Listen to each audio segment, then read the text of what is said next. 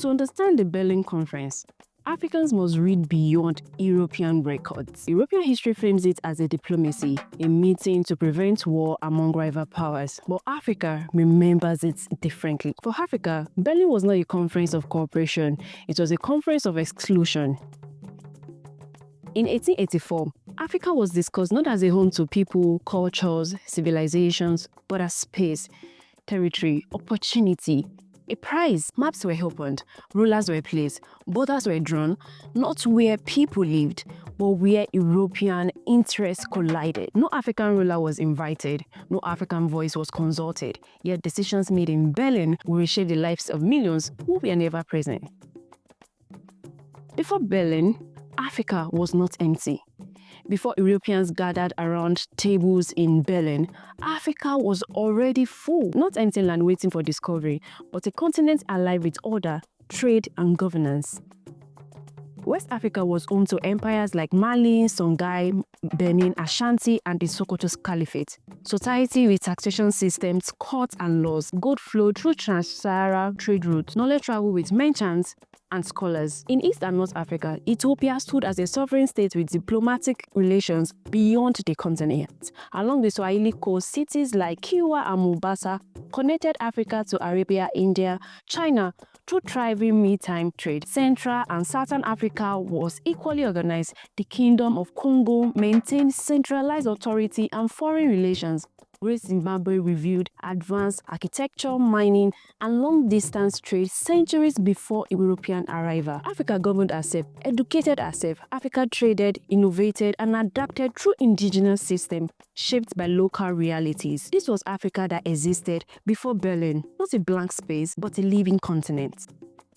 By the early 1880s, European powers were racing toward Africa in what became known as Scramble for Africa. Germany, newly unified under Otto von Bismarck, wanted colonies to assert itself as a global power. Britain and France were already competing across West and Central Africa. Portugal clashed with Britain over Southern Africa. France and Britain disputed control on the Niger River region. Germany collided with both over Cameroon and Congo. Meanwhile, King Leopold II of Belgium aggressively claimed the Congo Basin as his personal possession. The danger was not African resistance, it was European war. To prevent conflicts among themselves, Europeans convened the Berlin Conference in 1884. Its goal was clear: set rules for Africa peacefully among Europeans.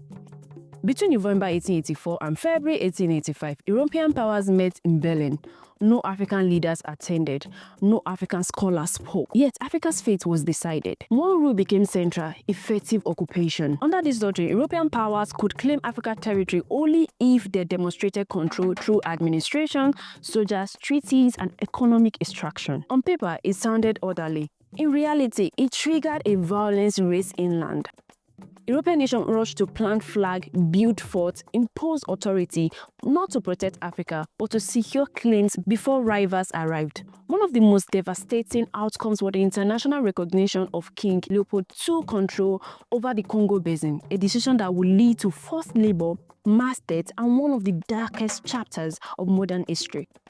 By the early 90s, Africa had been almost entirely carved up. France controlled vast territories across West and Central Africa. Britain ruled strategic trade routes and resource hubs. Portugal held Angola and Mozambique. Germany briefly controlled Namibia, Tanzania, Cameroon, Togo. Belgium ruled Congo, Rwanda, and Burundi through brutal exploitation. Italy and Spain held smaller territories across North and East Africa. Africa was no longer formally contested. It was officially divided. The borders drawn in Berlin was not meant to reflect African realities. They were designed for European convenience. Straight lines cut across forests, rivers, and communities. Ethnic groups were split across colonies. Rivals were forced into single political units. Kingdoms were fractured. Trade routes were disrupted. Traditional governance systems were undermined. To rule these artificial states, colonial power employed divide and rule, elevating certain groups, suppressing the others, and tuning cultural difference into political weapons. Identities that had been fluid became rigid. Resentment were institutionalized. Unity was weakened by design.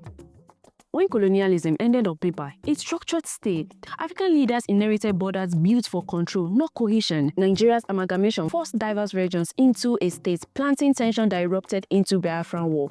Somali communities were divided across Ethiopia, Kenya, Djibouti, following the organic conflict. Eritrea's separation from Ethiopia came from 30 years of war rooted in colonial arrangements. Sudan split into two, yet violence persisted on both sides of the border. Cameroon's Anglophone crisis reflects colonial linguistic divisions. The Democratic Republic of Congo remains unstable, its vast borders grouping hundreds of ethnicities under fragile governance. Across Africa, governments have often been forced to prioritize survival and unity over development, managing inherited divisions instead of building prosperity.